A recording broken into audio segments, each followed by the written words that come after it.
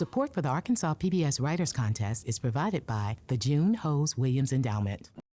My name is Beau Corley, and I'm going to second grade.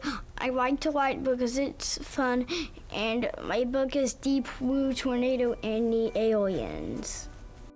Deep in space, in a faraway place, there was a blue tornado. A space archerfish sprayed water out and knocked something out of the tornado.